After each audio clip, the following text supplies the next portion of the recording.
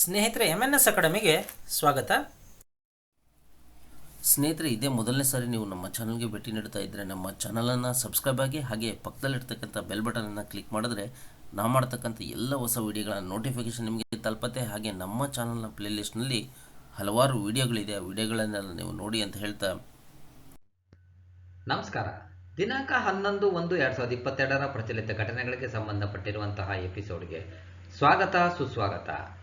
ಈ ಒಂದು ಎಪಿಸೋಡನ್ನು ಸಂಪೂರ್ಣವಾಗಿ ನೋಡಿ, ಇಷ್ಟವಾದಲ್ಲಿ ಲೈಕ್ ಮಾಡಿ, ಶೇರ್ ಮಾಡಿ, ಕಮೆಂಟ್ ಮಾಡಿ. ಇಲ್ಲಿ ಕೊಟ್ಟಿರುವಂತಹ ಪ್ರತಿಯೊಂದು ಪ್ರಶ್ನೆಗೂ ಕೂಡ ಅದರದ್ದೇ ಆಗಿರುವಂತಹ ಹಲವಾರು ವಿವರಣಾತ್ಮಕ ಅಂಶಗಳನ್ನು ನೀಡಲಾಗಿದೆ. ಕಾರಣ ಇಷ್ಟೇ, ಮುಂಬರುವಂತಹ ಯಾವುದೇ ಸ್ಪರ್ಧಾತ್ಮಕ ಪರೀಕ್ಷೆಗಳಲ್ಲಿ ಆ ವಿವರಣೆಗಳ ಮೇಲೂ ಕೂಡ ಪ್ರಶ್ನೆ ಕೇಳುವಂತಹ ಸಾಧ್ಯತೆ ಇರುತ್ತೆ. ಅದೇ ರೀತಿ ಈ ಎಪಿಸೋಡ್ನ ಕೊನೆಗೆ 2 ಪ್ರಶ್ನೆಗಳನ್ನು ಕೊಟ್ಟಿರ್ತೀವಿ. ಸಂಪೂರ್ಣವಾಗಿ ಈ ವಿಡಿಯೋ ನೋಡಿದ್ರೆ ಆ 2 ಪ್ರಶ್ನೆಗಳಿಗೂ ಕೂಡ ನೀವು ಸರಿಯಾದ ಉತ್ತರವನ್ನು ಕೊಡ್ತೀರಾ. ನಿಮ್ಮ ಸರಿ ಉತ್ತರದ ನಿರೀಕ್ಷೆಯಲ್ಲಿ ಕಾರ್ಯಕ್ರಮವನ್ನು ಪ್ರಾರಂಭ ಮಾಡ್ತಾ ಇದ್ದೀವಿ. All the best.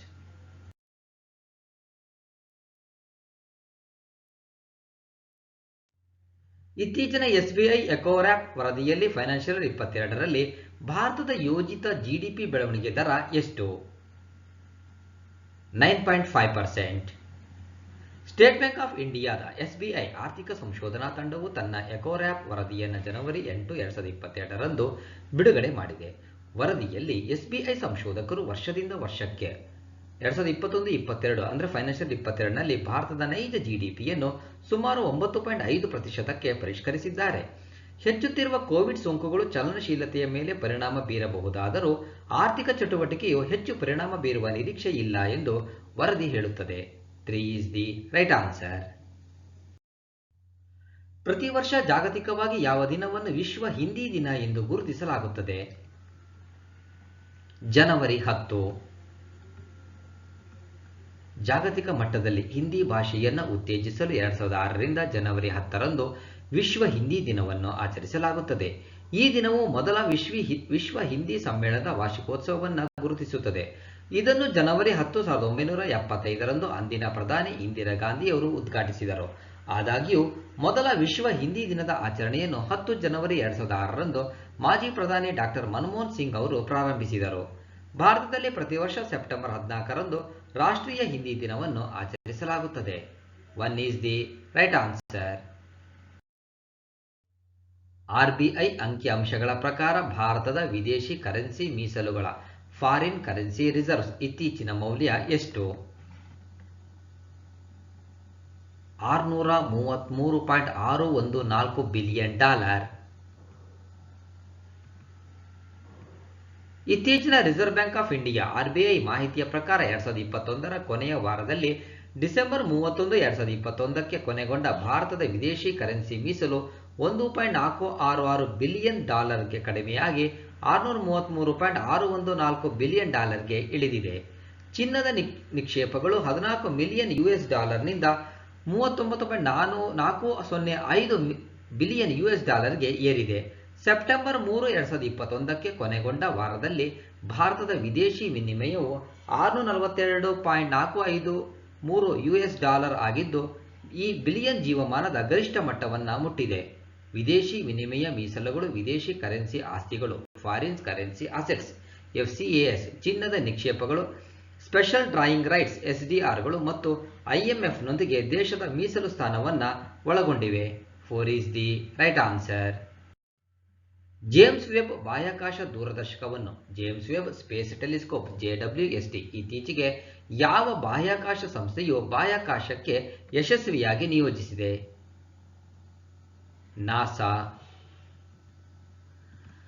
ನಾಸಾ ತಂಡವು ಜನವರಿ 8, 2022ರಂದು ಜೇಮ್ಸ್ ವೆಬ್ ಬಾಹ್ಯಾಕಾಶ ದೂರದರ್ಶಕದ JWST 21 ಅಡಿ ಚಿನ್ನದ ಲೇಪಿತ ಪ್ರಾಥಮಿಕ ಕನ್ನಡಿ ಫಲಕದ ನಿಯೋಜನೆಯನ್ನು ಯಶಸ್ವಿಯಾಗಿ ಪೂರ್ಣಗೊಳಿಸಿದೆ. ಈ ಮೈಲಿಗಲ್ಲು ಸಾಧನೆಯು ವೀಕ್ಷಣಾಲಯದ ಸಂಪೂರ್ಣ ರಚನಾತ್ಮಕ ನಿಯೋಜನೆಯನ್ನು ಗುರುತಿಸುತ್ತದೆ. ಇದು ಕಾಸ್ಮಿಕ್ ಇತಿಹಾಸವನ್ನು ಅಧ್ಯಯನ ಮಾಡಲು ಸಿದ್ಧವಾಗಿದೆ. JWSTಯನ್ನು ಡಿಸೆಂಬರ್ 25, 2021ರಂದು ಫ್ರೆಂಚ್ ಗಯಾನಾದಿಂದ ಏರಿಯನ್ 5 ರಾಕೆಟ್ನಲ್ಲಿ ಉಡಾಯಿಸಲಾಯಿತು. ವೆಬ್ ಮಿಷನ್ ಕಾಸ್ಮಿಕ್ ಇತಿಹಾಸದ ಪ್ರತಿಯೊಂದು ಹಂತವನ್ನು ಅನ್ವೇಷಿಸುತ್ತದೆ.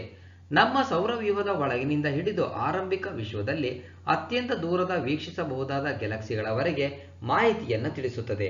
JWSTಯನ್ನು ಯುರೋಪಿಯನ್ ಸ್ಪೇಸ್ ಏಜೆನ್ಸಿ ESA ಮತ್ತು ಕೆನಡಿಯನ್ ಸ್ಪೇಸ್ ಏಜೆನ್ಸಿ CSA ಸಹಯೋಗದೊಂದಿಗೆ ನಾಸಾ ಅಭಿವೃದ್ಧಿಪಡಿಸಿದೆ. JWST 1961ರಿಂದ 1968ರವರೆಗೆ ನಾಸಾನ ನಿರ್ವಾಹಕರಾದ ಜೇಮ್ಸ್ E. ವೆಬ್ ಅವರ ಹೆಸರನ್ನು ಇಡಲಾಗಿದೆ. JWST ಹಬಲ್ ಬಾಹ್ಯಾಕಾಶ ದೂರದರ್ಶಕದ ಉತ್ತರಾಧಿಕಾರಿಯಾಗಲಿದೆ. 3 is the right answer.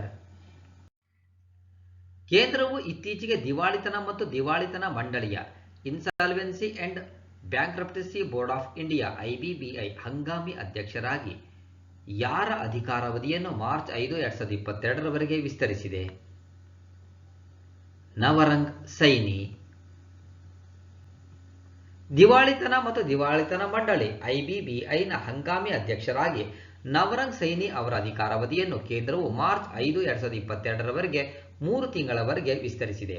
IBBIಯ ಸಂಪೂರ್ಣ ಸಮಯದ ಸದಸ್ಯರಾಗಿರುವ ಶ್ರೀ ಸೈನಿ ಅವರು 2021ರ ಅಕ್ಟೋಬರ್ನಲ್ಲಿ 2022ರ ಜನವರಿ 13ರವರೆಗೆ 3 ತಿಂಗಳ ಕಾಲ ಅವರ ಅಸ್ತಿತ್ವದಲ್ಲಿರುವ ಕರ್ತವ್ಯಗಳ ಜೊತೆಗೆ ಅಧ್ಯಕ್ಷರ ಹೆಚ್ಚುವರಿ ಪ್ರಭಾರವನ್ನು ನಿಯೋಜಿಸಲಾಗಿದೆ. MS ಸೈನಿ ನಂತರ ಪೂರ್ಣಾವಧಿ ಅಧ್ಯಕ್ಷರ ಹುದ್ದೆ ಖಾಲಿಯಾಗಿದೆ. ಸೆಪ್ಟೆಂಬರ್ 30, 2021ರಂದು 5 ವರ್ಷಗಳ ಅಧಿಕಾರಾವಧಿಯನ್ನು ಪೂರ್ಣಗೊಳಿಸಿದ ನಂತರ ಸಾಹು ನಿವೃತ್ತರಾದರು. 2 is the right answer.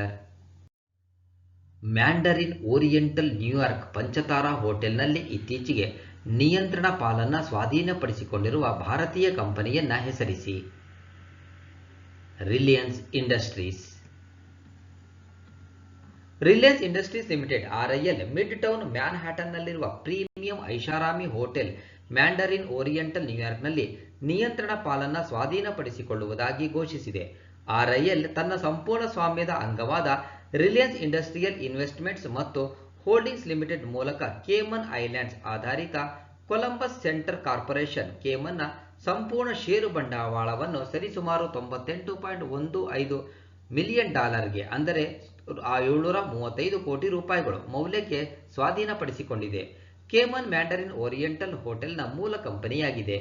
ಇದು ಹೋಟೆಲ್ನಲ್ಲಿ 73.37% ಪಾಲನ್ನು ಹೊಂದಿತ್ತು. 1 is the right answer. ಭಾರತದಲ್ಲಿ ಪ್ರವಾಸಿ ಭಾರತೀಯ ದಿವಸ್, ಅನಿವಾಸಿ ಭಾರತೀಯ ದಿನ, ನಾನ್ ರೆಸಿಡೆಂಟ್ ಇಂಡಿಯನ್ ಡೇ ಯಾವಾಗ ಆಚರಿಸಲಾಗುತ್ತದೆ? 9 ಜನವರಿ.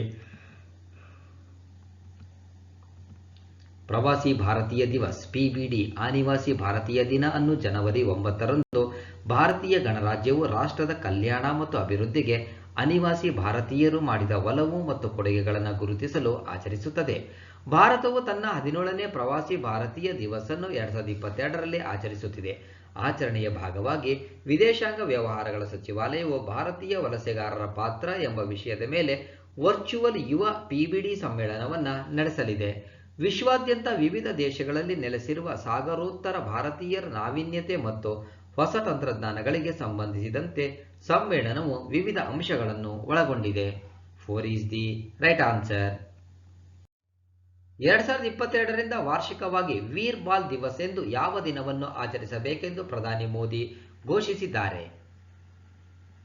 ಡಿಸೆಂಬರ್ 26. ಪ್ರಧಾನಮಂತ್ರಿ ಶ್ರೀ ನರೇಂದ್ರ ಮೋದಿ ಅವರು 2022ರಿಂದ ಡಿಸೆಂಬರ್ 26ರವರೆಗೆ ಪ್ರತಿ ವರ್ಷ ವೀರ್ ಬಾಲ್ ದಿವಸ್ ಆಗಿ ಆಚರಿಸಲಾಗುವುದು ಎಂದು ಘೋಷಿಸಿದ್ದಾರೆ.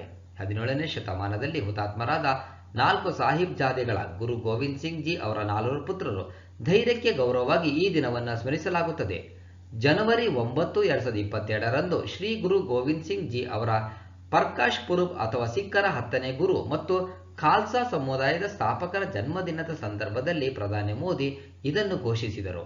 26 ಡಿಸೆಂಬರ್ ಸಾಹಿಬ್ ಜಾದಾ ಜೊರಾವರ್ ಸಿಂಗ್ ಜಿ ಮತ್ತು ಸಾಹಿಬ್ ಜಾದಾ ಫತೇ ಸಿಂಗ್ ಜಿ ಸಾಹಿಬ್ ಜಾದೆಯ ಕಿರಿಯ ಜೋಡಿ 6 ಮತ್ತು 9 ವರ್ಷ ವಯಸ್ಸಿನಲ್ಲೇ ಗೋಡೆಯಲ್ಲಿ ಜೀವಂತವಾಗಿ ಮೌರು ಮಾಡಿದ ನಂತರ ಹುತಾತ್ಮರಾದ ದಿನವನ್ನು ಗುರುತಿಸುತ್ತದೆ. ಸಾಹಿಬ್ ಜಾದಾ ಅಜಿತ್ ಸಿಂಗ್ ಜಿ ಮತ್ತು ಸಾಹಿಬ್ ಜಾದಾ ಜುಝಾರ್ ಸಿಂಗ್ ಜಿ ಸಾಹಿಬ್ ಜಾಡೆಯ ಹಿರಿಯ ಜೋಡಿ ಡಿಸೆಂಬರ್ 21, 1705ರಂದು ಹುತಾತ್ಮರಾದರು. 18 ಮತ್ತು 14 ವರ್ಷಗಳ ಚಿಕ್ಕ ವಯಸ್ಸಿನಲ್ಲಿ ಚಮ್ಕೌರ್ ಸಾಹಿಬ್ನಲ್ಲಿ ಯುದ್ಧದಲ್ಲಿ ಶತ್ರುಗಳ ವಿರುದ್ಧ ಹೋರಾಡಿದರು. 2 is the right answer. ಮೊದಲ ಬಾರಿಗೆ ಸ್ಟಾರ್ಟ್ಅಪ್ ಇಂಡಿಯಾ ಇನ್ನೋವೇಷನ್ ವೀಕ್ ಅನ್ನು ಜನವರಿ 10ರಿಂದ 16, 2022ರವರೆಗೆ ನಡೆಸಲು ಯೋಜಿಸಲಾಗಿದೆ. ವಾರದ ಅವಧಿಯ ನಾವೀನ್ಯತೆ ಆಚರಣೆಯನ್ನು ಈ ಯಾವ ಸಂಸ್ಥೆ ಆಯೋಜಿಸುತ್ತಿದೆ? ಉದ್ಯಮ ಮತ್ತು ಆಂತರಿಕ ವ್ಯಾಪಾರದ ಉತ್ತೇಜನ ಇಲಾಖೆ DPIIT.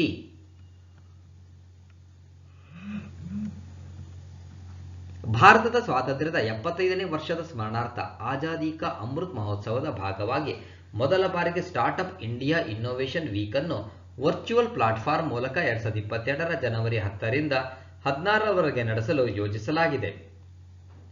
ವಾಣಿಜ್ಯ ಮತ್ತು ಕೈಗಾರಿಕಾ ಸಚಿವಾಲಯದ ಅಡಿಯಲ್ಲಿ ಕೈಗಾರಿಕೆ ಮತ್ತು ಆಂತರಿಕ ವ್ಯಾಪಾರದ ಉತ್ತೇಜನ ಇಲಾಖೆ DPIIT ವತಿಯಿಂದ ವಾರದ ಅವಧಿಯ ನಾವೀನ್ಯತೆ ಆಚರಣೆಯನ್ನು ಆಯೋಜಿಸಲಾಗಿದೆ. ಈ ಕಾರ್ಯಕ್ರಮವು ಭಾರತದಾದ್ಯಂತ ಉದ್ಯಮಶೀಲತೆಯ ಹರಡುವಿಕೆ ಮತ್ತು ಆಳವನ್ನು ಪ್ರದರ್ಶಿಸುತ್ತದೆ. ಸಂವಾದಾತ್ಮಕ ಅವಧಿಗಳು, ಕಾರ್ಯಾಗಾರಗಳು ಮತ್ತು ಪ್ರಸ್ತುತಿಗಳ ಮೂಲಕ ಸ್ಟಾರ್ಟ್ಅಪ್ ಪರಿಸರ ವ್ಯವಸ್ಥೆಯ ಪ್ರಮುಖ ಅಂಶಗಳನ್ನು ತಿಳಿಸಲು ರಾಜ್ಯಗಳು ಅಥವಾ UTಗಳು ಮತ್ತು ಭಾರತ ಸರ್ಕಾರದ ವಿವಿಧ ಇಲಾಖೆಗಳು ಕಾರ್ಯಕ್ರಮದಲ್ಲಿ ಭಾಗವಹಿಸುತ್ತವೆ. 3 is the right answer. NOSOದ ಮೊದಲ ಮುಂಗಡ ಅಂದಾಜಿನ ಪ್ರಕಾರ 2021-22 ಅಂದರೆ ಫೈನಾನ್ಷಿಯಲ್ 22 ಹಣಕಾಸು ವರ್ಷದಲ್ಲಿ ಭಾರತದ ಅಂದಾಜು GDP ಬೆಳವಣಿಗೆ ದರ ಎಷ್ಟು? 9.2%. ನ್ಯಾಷನಲ್ ಸ್ಟ್ಯಾಟಿಸ್ಟಿಕಲ್ ಆಫೀಸ್ NSOನ ಮೊದಲ ಮುಂಗಡ ಅಂದಾಜಿನ ಪ್ರಕಾರ 2021-22ರ ಹಣಕಾಸು ವರ್ಷದಲ್ಲಿ ಭಾರತದ ಒಟ್ಟು ಆಂತರಿಕ ಉತ್ಪನ್ನ GDP 9.2%ನಷ್ಟು ಬೆಳೆಯುತ್ತದೆ ಎಂದು ಅಂದಾಜಿಸಲಾಗಿದೆ. 2020-21ರಲ್ಲಿ ಕೋವಿಡ್-19 ಪ್ರೇರಿತ ಲಾಕ್ಡೌನ್ ಮಧ್ಯೆ GDP ಶೇಕಡ 7.3ಕ್ಕೆ ಕುಸಿದಿದೆ. ಡಿಸೆಂಬರ್ 2021ರ ನೀತಿ ವಿಮರ್ಶೆಯಲ್ಲಿ RBIನ GDP ಮುನ್ಸೂಚನೆಗೆ ಹೋಲಿಸಿದರೆ NSO ಅಂದಾಜು ಕಡಿಮೆಯಾಗಿದೆ. 5.5ರಷ್ಟು ಕಡಿಮೆಯಾಗಿದೆ. GDP ಬೆಳವಣಿಗೆಯನ್ನು RBI ಅಂದಾಜು ಮಾಡಿತ್ತು. RBI 3ನೇ ತ್ರೈಮಾಸಿಕದಲ್ಲಿ ಅಂದರೆ ಅಕ್ಟೋಬರ್ ಟು ಡಿಸೆಂಬರ್ 2021 ಮತ್ತು 4ನೇ ತ್ರೈಮಾಸಿಕದಲ್ಲಿ ಜನವರಿ ಟು ಮಾರ್ಚ್ 2022 ಕ್ರಮವಾಗಿ 6.6% ಮತ್ತು 6%ದಷ್ಟು ಬೆಳವಣಿಗೆಯನ್ನು ಅಂದಾಜಿಸಿದೆ. 4 is the right answer. India GDP projected financial 21-22 SBI 9.3% to 9.6%, RBI 9.5%, CARE rating 8.8 to 9%, Economic Advisory Council to PM 0 to 7.5% in financial 23, 5% in financial 22. Fitch ratings 8.4%, ICRA 9% in financial 22 and financial 23. World Bank 8.3%, ADB 9.7%, OECD 9.4%, UN 7.5%, IMF 9.5%, UNCTAD 7.2%, Moody financial 22 at 9.3% and financial 23 at 7.9%. Goldman Sachs 9.1% in financial 22, S&P Global ratings 9.5%. LLCಯ ಮಹಿಳಾ ಸಬಲೀಕರಣ ಉಪಕ್ರಮಗಳನ್ನು ಉತ್ತೇಜಿಸಲು ಮತ್ತು ಕ್ರಿಕೆಟ್ನಲ್ಲಿ ಮಹಿಳೆಯರ ಭಾಗವಹಿಸುವಿಕೆಯನ್ನು ಹೆಚ್ಚಿಸಲು ಲೆಜೆಂಡ್ಸ್ ಲೀಗ್ ಕ್ರಿಕೆಟ್ LLC ತನ್ನ ಆಲ್ ವುಮೆನ್ ಮ್ಯಾಚ್ ಅಧಿಕೃತ ತಂಡಕ್ಕೆ ಯಾರನ್ನು ರಾಯಭಾರಿಯಾಗಿ ನೇಮಿಸಿದೆ? Jhulan Goswami. Legends League Cricket LLCಯ ಮಹಿಳಾ ಸಬಲೀಕರಣ ಉಪಕ್ರಮಗಳನ್ನು ಉತ್ತೇಜಿಸಲು ಮತ್ತು ಕ್ರಿಕೆಟ್ನಲ್ಲಿ ಮಹಿಳೆಯರ ಭಾಗವಹಿಸುವಿಕೆಯನ್ನು ಹೆಚ್ಚಿಸಲು ಜೂಲನ್ ಗೋಸ್ವಾಮಿಯನ್ನು ತನ್ನ ಎಲ್ಲಾ ಮಹಿಳಾ ಪಂದ್ಯದ ಅಧಿಕೃತ ತಂಡಕ್ಕೆ ರಾಯಭಾರಿಯಾಗಿ ನೇಮಿಸಿದೆ. LLC ಲೀಗ್ಗಾಗಿ ಆಲ್ ವುಮೆನ್ ಮ್ಯಾಚ್ ಅಧಿಕೃತ ತಂಡವನ್ನು ಸ್ಥಾಪಿಸಿತು. ಸಂಪೂರ್ಣ ಪುರುಷರ ಲೀಗ್ ಅನ್ನು ನಿರ್ವಹಿಸುವ ಎಲ್ಲಾ ಮಹಿಳಾ ಅಧಿಕೃತ ತಂಡಗಳಲ್ಲಿ ಇದು ಮೊದಲನೆಯದು. 3 is the right answer. ಇಡೀ ಋತುವಿಗೆ ಮ್ಯಾಚ್ ರೆಫರಿ ಶಾನ್ ರೆಫ್ರಿಡ್ ದಕ್ಷಿಣ ಆಫ್ರಿಕಾ. ಅಂಪೈರ್ಗಳು ಶುಭದಾ ಭೋಸ್ಲೆ ಗಾಯಕ್ವಾಡ್ ಭಾರತದ ಕಿರಿಯ ಮಹಿಳಾ umpire, Lauren Agenbag, Humaira Farah, Renee Montgomery. Legends League Cricket ನಿವೃತ್ತ ಕ್ರಿಕೆಟಿಗರಿಗೆ ವೃತ್ತಿಪರ ಕ್ರಿಕೆಟ್ ಲೀಗ್ ಆಗಿದೆ. LLCಯ ಉದ್ಘಾಟನಾ ಅಧಿವೇಶನವನ್ನು ಜನವರಿ 20, 2022ರಿಂದ ಓಮನ್ನ ಮಸ್ಕತ್ನಲ್ಲಿರುವ ಓಮನ್ ಕ್ರಿಕೆಟ್ ಸ್ಟೇಡಿಯಂನಲ್ಲಿ ಆಯೋಜಿಸಲಾಗುವುದು. ಲೆಜೆಂಡ್ಸ್ ಲೀಗ್ ಕ್ರಿಕೆಟ್ LLC 2022ರ ತಂಡಗಳು Indian Maharaj, Asian Lions, World Giants. In vitro fertilisation IVF ಕ್ಷೇತ್ರಕ್ಕೆ ಅವರ ಅತ್ಯುತ್ತಮ ಕೊಡುಗೆಗಾಗಿ ICMRನಿಂದ ಡಾಕ್ಟರ್ ಸುಭಾಷ್ ಮುಖರ್ಜಿ ಪ್ರಶಸ್ತಿಯನ್ನು ಯಾರು ಪಡೆದಿದ್ದಾರೆ? Satish Adiga. Manipal Academy of Higher Education MAHE ಅಡಿಯಲ್ಲಿ ಕಸ್ತೂರ್ಬಾ ವೈದ್ಯಕೀಯ ಕಾಲೇಜಿನ KMC ಕ್ಲಿನಿಕಲ್ ಭ್ರೂಣಶಾಸ್ತ್ರ ವಿಭಾಗದ ಪ್ರಾಧ್ಯಾಪಕ ಡಾಕ್ಟರ್ ಸತೀಶ್ ಅಡಿಗ ಅವರನ್ನು ಭಾರತೀಯ ವೈದ್ಯಕೀಯ ಸಂಶೋಧನಾ ಮಂಡಳಿ ICMR ತನ್ನ ರಾಷ್ಟ್ರೀಯ ಪ್ರಶಸ್ತಿಗೆ ಆಯ್ಕೆ ಮಾಡಿದೆ. ಅಡಿಗ ಅವರು ಇನ್ವಿಟ್ರೋ ಫರ್ಟಿಲೈಸೇಷನ್ IVF ಕ್ಷೇತ್ರಕ್ಕೆ ನೀಡಿದ ಅತ್ಯುತ್ತಮ ಕೊಡುಗೆಗಾಗಿ ಐಸಿಎಂಆರ್ನಿಂದ ಡಾಕ್ಟರ್ ಸುಭಾಷ್ ಮುಖರ್ಜಿ ಪ್ರಶಸ್ತಿಯನ್ನು ಸ್ವೀಕರಿಸುತ್ತಾರೆ. ಅವರು ಕ್ಲಿನಿಕಲ್ ಐವಿಎಫ್ ಮತ್ತು ಫಲವತ್ತತೆ ಸಂಶೋಧನೆ ಎರಡಕ್ಕೂ ಗಣನೀಯ ಕೊಡುಗೆ ನೀಡಿದ್ದಾರೆ. 1 ಈಸ್ ದಿ ರೈಟ್ ಆನ್ಸರ್. ಭಾರತದ ಮೊದಲ ಓಪನ್ ರಾಕ್ ಮ್ಯೂಸಿಯಂ ಅನ್ನು ಯಾವ ಸ್ಥಳದಲ್ಲಿ ಉದ್ಘಾಟಿಸಲಾಗಿದೆ? ಹೈದರಾಬಾದ್. ಕೇಂದ್ರ ವಿಜ್ಞಾನ ಮತ್ತು ತಂತ್ರಜ್ಞಾನ ರಾಜ್ಯ ಸಚಿವ ಡಾಕ್ಟರ್ ಜಿತೇಂದ್ರ ಸಿಂಗ್ ಅವರು ಭಾರತದ ಮೊದಲ ಓಪನ್ ರಾಕ್ ಮ್ಯೂಸಿಯಂ ಅನ್ನು ಹೈದರಾಬಾದ್ನಲ್ಲಿ ಜನವರಿ 6, 2022ರಂದು ಉದ್ಘಾಟಿಸಿದರು.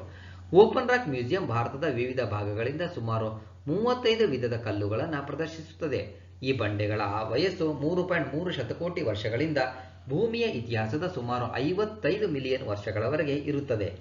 ಈ ಕೆಲವು ಬಂಡೆಗಳು ಭೂಮಿಯ ಮೇಲ್ಮೈಯಿಂದ 175 ಕಿಲೋಮೀಟರ್ವರೆಗೆ ಭೂಮಿಯ ಆಳವಾದ ಭಾಗವನ್ನು ಪ್ರತಿನಿಧಿಸುತ್ತವೆ. ಈ ವಸ್ತು ಸಂಗ್ರಹಾಲಯವು ಹಲವಾರು ಕಡಿಮೆ ತಿಳಿದಿರುವ ಸಂಗತಿಗಳ ಬಗ್ಗೆ ಜನರಿಗೆ ಶಿಕ್ಷಣ ಮತ್ತು ಜ್ಞಾನವನ್ನು ನೀಡಲು ಸಹಾಯ ಮಾಡುತ್ತದೆ. 1 is the right answer. About Telangana capital Hyderabad, governor Tamilisai Soundararajan, chief minister K Chandrashekar Rao. ವಿದೇಶಾಂಗ ವ್ಯವಹಾರಗಳ ಸಚಿವಾಲಯ ಎಂಇಎ ಪಾಸ್ಪೋರ್ಟ್ ಸೇವಾ ಕಾರ್ಯಕ್ರಮದ PSP V2.0 ಎರಡನೇ ಹಂತದ ಸೇವಾ ಪೂರೈಕೆದಾರರಾಗಿ ಯಾವ ಕಂಪನಿಯನ್ನು ನೇಮಿಸಿದೆ? ಟಾಟಾ ಕನ್ಸಲ್ಟೆನ್ಸಿ ಸೇವೆಗಳು. ವಿದೇಶಾಂಗ ವ್ಯವಹಾರಗಳ ಸಚಿವಾಲಯ MEA Tata Consultancy Services Limited TCSಗೆ ಪಾಸ್ಪೋರ್ಟ್ ಸೇವಾ ಕಾರ್ಯಕ್ರಮದ PSP V2.0 ಎರಡನೇ ಹಂತದ ಒಪ್ಪಂದಕ್ಕೆ ಸಹಿ ಹಾಕಿದೆ. TCS ಪಾಸ್ಪೋರ್ಟ್ ಸೇವಾ ಯೋಜನೆಗೆ ಸೇವಾ ಪೂರೈಕೆದಾರರಾಗಲಿದೆ. PSP V2.0 ಚಿಪ್ ಸಕ್ರಿಯಗೊಳಿಸಿದ ಈ ಪಾಸ್ಪೋರ್ಟ್ಗಳನ್ನು ರೋಲಿಂಗ್ ಮಾಡುತ್ತದೆ, ಡೇಟಾ ಸುರಕ್ಷತೆಯನ್ನು ಹೆಚ್ಚಿಸುತ್ತದೆ ಮತ್ತು ಬಯೋಮೆಟ್ರಿಕ್ಸ್, ಕೃತಕ ಬುದ್ಧಿಮತ್ತೆ, ಸುಧಾರಿತ ಡೇಟಾ ಅನಾಲಿಟಿಕ್ಸ್ ಮತ್ತು ಸ್ವಯಂ ಪ್ರತಿಕ್ರಿಯೆಯ ಬಳಕೆಯೊಂದಿಗೆ ಗ್ರಾಹಕರ ಮುಂದಿನ ಹಂತದ ಅನುಭವವನ್ನು ಖಚಿತಪಡಿಸುತ್ತದೆ. 2 is the right answer. Bureau of Indian Standards BIS ಸಂಸ್ಥಾಪನಾ ದಿನವನ್ನು ವಾರ್ಷಿಕವಾಗಿ ಈ ಯಾವ ದಿನದಂದು ಆಚರಿಸಲಾಗುತ್ತದೆ? 6 ಜನವರಿ. Bureau of Indian Standards BIS ಭಾರತದ ರಾಷ್ಟ್ರೀಯ ಪ್ರಮಾಣಿತ ಸಂಸ್ಥೆ. ವಾರ್ಷಿಕವಾಗಿ ಜನವರಿ 6ರಂದು BIS ಸಂಸ್ಥಾಪನಾ ದಿನವನ್ನು ಆಚರಿಸುತ್ತದೆ. BIS ಸಂಸ್ಥಾಪನಾ ದಿನವು BIS ಭಾರತೀಯ ಗುಣಮಟ್ಟ ಸಂಸ್ಥೆಯಾಗಿ ISI ಅಸ್ತಿತ್ವಕ್ಕೆ ಬಂದ ದಿನವನ್ನು ಸ್ಮರಿಸುತ್ತದೆ. ಅದು 6ನೇ ಜನವರಿ 1947. 6ನೇ ಜನವರಿ 2022 75ನೇ BIS ಸಂಸ್ಥಾಪನಾ ದಿನದ ಆಚರಣೆಯನ್ನು ಸೂಚಿಸುತ್ತದೆ. 3 ಈಸ್ ದಿ ರೈಟ್ ಆನ್ಸರ್. ಭಾರತದ ಮೊದಲ ಮೊಬೈಲ್ ಹನಿ ಸಂಸ್ಕರಣಾ ವ್ಯಾನ್ ಅನ್ನು KVIC ಯಾವ ಸ್ಥಳದಲ್ಲಿ ಪ್ರಾರಂಭಿಸಿದೆ? ಗಾಜಿಯಾಬಾದ್. ಭಾರತದ ಮೊದಲ ಮೊಬೈಲ್ ಹನಿ ಸಂಸ್ಕರಣಾ ವ್ಯಾನ್ ಅನ್ನು ಉತ್ತರ ಪ್ರದೇಶದ ಗಾಜಿಯಾಬಾದ್ನ ಸಿರೋರಾ ಗ್ರಾಮದಲ್ಲಿ ಜನವರಿ 7, 2022ರಂದು KVIC ಇಂದ ಪ್ರಾರಂಭಿಸಲಾಗಿದೆ. ವ್ಯಾನ್ ಅನ್ನು ಖಾದಿ ಮತ್ತು ಗ್ರಾಮೋದ್ಯೋಗ ಆಯೋಗದ KVIC ಅಧ್ಯಕ್ಷ ವಿನಯ್ ಕುಮಾರ್ ಸಕ್ಸೇನಾ ಉದ್ಘಾಟಿಸಿದರು. ಇದನ್ನು KVIC ತನ್ನ ಬಹುಶಿಸ್ತಿನ ತರಬೇತಿ ಕೇಂದ್ರವಾದ ಪಂಜೋಕೆಹರಾದಲ್ಲಿ ಆಂತರಿಕವಾಗಿ ವಿನ್ಯಾಸಗೊಳಿಸಿದೆ. ಘಟಕದ ಅಭಿವೃದ್ಧಿಗೆ ಸುಮಾರು 15 ಲಕ್ಷ ರು ವೆಚ್ಚವಾಗಿದೆ. ಇದು 8 ಗಂಟೆಗಳಲ್ಲಿ ಸುಮಾರು 300 ಕೆಜಿ ಜೇನುತುಪ್ಪವನ್ನು ಸಂಸ್ಕರಿಸುತ್ತದೆ. ಜೇನುತುಪ್ಪದ ಗುಣಮಟ್ಟವನ್ನು ತಕ್ಷಣವೇ ಪರೀಕ್ಷಿಸಲು ವ್ಯಾನ್ ಪರೀಕ್ಷಾ ಪ್ರಯೋಗಾಲಯವನ್ನು ಹೊಂದಿದೆ. 3 ಈಸ್ ದಿ ರೈಟ್ ಆನ್ಸರ್. ಪ್ರಧಾನಿ ನರೇಂದ್ರ ಮೋದಿಯವರ ಪಂಜಾಬ್ ಭೇಟಿಯ ಸಂದರ್ಭದಲ್ಲಿ ಭದ್ರತಾ ವ್ಯವಸ್ಥೆಗಳಲ್ಲಿನ ಗಂಭೀರ ಲೋಪಗಳ ಬಗ್ಗೆ ವಿಚಾರಣೆ ನಡೆಸಲು ಗೃಹ ಸಚಿವಾಲಯವು ರಚಿಸಿರುವ ತ್ರಿಸದಸ್ಯ ಸಮಿತಿಯ ಮುಖ್ಯಸ್ಥರು ಯಾರು? ಸುಧೀರ್ ಕುಮಾರ್ ಸಕ್ಸೇನಾ. ಪ್ರಧಾನಿ ನರೇಂದ್ರ ಮೋದಿಯವರ ಪಂಜಾಬ್ ಭೇಟಿಯ ಸಂದರ್ಭದಲ್ಲಿ ಭದ್ರತಾ ವ್ಯವಸ್ಥೆಯಲ್ಲಿನ ಗಂಭೀರ ಲೋಪಗಳ ಬಗ್ಗೆ ತನಿಖೆ ನಡೆಸಲು ಗೃಹ ಸಚಿವಾಲಯವು ಸಮಿತಿಯನ್ನು ರಚಿಸಿದೆ. ಇದು ತ್ರಿಸದಸ್ಯ ಸಮಿತಿಯಾಗಿದ್ದು, ಕ್ಯಾಬಿನೆಟ್ ಸೆಕ್ರೆಟರಿಯೇಟ್ ಕಾರ್ಯದರ್ಶಿ ಭದ್ರತೆ ವಿಭಾಗದ ಸುಧೀರ್ ಕುಮಾರ್ ಸಕ್ಸೇನಾ ನೇತೃತ್ವದಲ್ಲಿ IB ಜಂಟಿ ನಿರ್ದೇಶಕ ಬಲ್ಬೀರ್ ಸಿಂಗ್ ಮತ್ತು SPGಯ IG ಸುರೇಶ್ ಕೂಡ ಇದ್ದಾರೆ. 1 ಈಸ್ ದಿ ರೈಟ್ ಆನ್ಸರ್. ಇಂದಿನ ರಸಪ್ರಶ್ನೆ. ಪ್ರಶ್ನೆ 1. RBI ಪ್ರಕಾರ ಫೈನಾನ್ಷಿಯಲ್ 2021-22ರಲ್ಲಿ ಭಾರತದ ಪ್ರೊಜೆಕ್ಟೆಡ್ GDP ಎಷ್ಟು? RBI ಪ್ರಕಾರ ಫೈನಾನ್ಷಿಯಲ್ 22ರಲ್ಲಿ ಭಾರತದ ಪ್ರೊಜೆಕ್ಟೆಡ್ GDP ಎಷ್ಟು? ಪ್ರಶ್ನೆ 2. ಭಾರತದಲ್ಲಿ ಪ್ರತಿ ವರ್ಷ ಯಾವ ದಿನದಂದು ರಾಷ್ಟ್ರೀಯ ಹಿಂದಿ ದಿನವನ್ನು ಆಚರಿಸಲಾಗುತ್ತದೆ? ಭಾರತದಲ್ಲಿ ಪ್ರತಿ ವರ್ಷ ಯಾವ ದಿನದಂದು ರಾಷ್ಟ್ರೀಯ ಹಿಂದಿ ದಿನವನ್ನು ಆಚರಿಸಲಾಗುತ್ತದೆ? ಈ ಎರಡೂ ಪ್ರಶ್ನೆಗಳಿಗೂ ಕೂಡ ನೀವು ಸರಿಯಾದ ಉತ್ತರವನ್ನು ಕೊಡ್ತೀರಾ ಎಂಬಂಥ ನಿರೀಕ್ಷೆಯಲ್ಲಿ ಇವತ್ತಿನ ಒಂದು ಎಪಿಸೋಡನ್ನು ಮುಗಿಸ್ತಾ ಇದ್ದೀನಿ. All the best. Thank you. ಸ್ನೇಹಿತರೆ, ವಿಡಿಯೋವನ್ನು ನೋಡಿದಂಥ ಎಲ್ಲರಿಗೂ ಧನ್ಯವಾದಗಳು. ನಾಳಿನ ಪ್ರಚಲಿತ ಘಟನೆಯ ವಿದ್ಯಮಾನದೊಂದಿಗೆ ಮತ್ತೆ ನಿಮ್ಮನ್ನು ಭೇಟಿಯಾಗ್ತೀವಿ. ಅಲ್ಲಿವರೆಗೂ ಎಲ್ಲರಿಗೂ ಧನ್ಯವಾದಗಳು. ನಮಸ್ಕಾರ.